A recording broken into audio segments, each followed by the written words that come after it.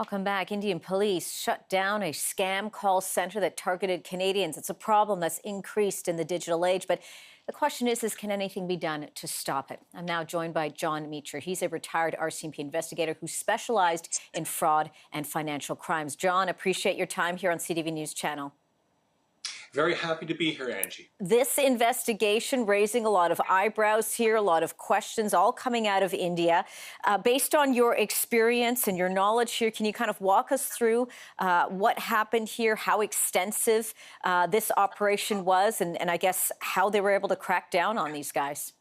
Okay, so with this particular one, it sounds like the police in Delhi, and I have to give them kudos, for acting on this as quickly as they did. It sounds like they received a tip that suggested there was a legal fraudulent call center operating in their jurisdiction. So they went ahead, they got a search warrant, and they executed it. And when they did that, they actually did it when the call center was live. So they had the opportunity to actually arrest 32 alleged fraudsters. They also identified 5 other individuals who were not available for arrest that day. And they also seized quite a bit of significant evidence, which included 55 computers, 35 mobile phones.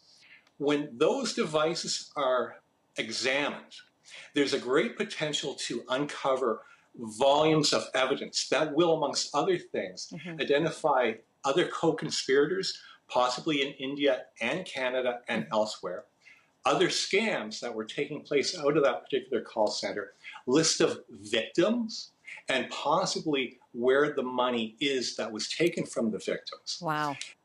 This is, I mean, absolutely, you're saying here, massive. And we know that one individual, a Canadian, was duped out of over $13,000 as part of this scam. Talk to us a little bit, John, about the victims here, who they're targeting.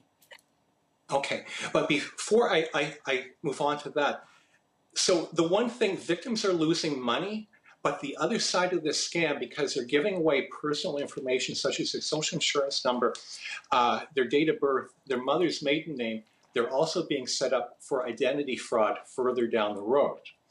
But as far as the victims go, unfortunately, there's a group of Canadians, and every country has our most vulnerable.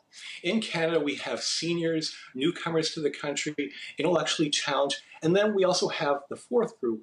Basically, anybody else, given the right set of circumstances, could fall for frauds like this. Right. But the impact goes beyond simply the financial loss, if I may mention this.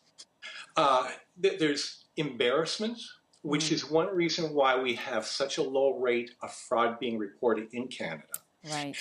There's also emotional impact, which will evolve and present itself differently with every single victim out there.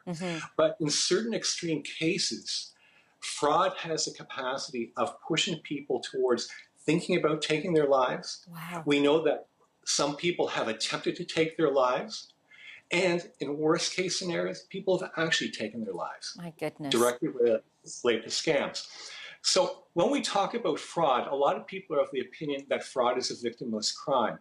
That's not the case. No, and you're obviously outlining that. I've just got a few seconds left, John. Really quickly then, how do we stop it? What's the advice that you would be giving to people? Okay, so in a nutshell, arrests aren't going to make this fraud go away. A very aggressive fraud awareness campaign needs to be played out.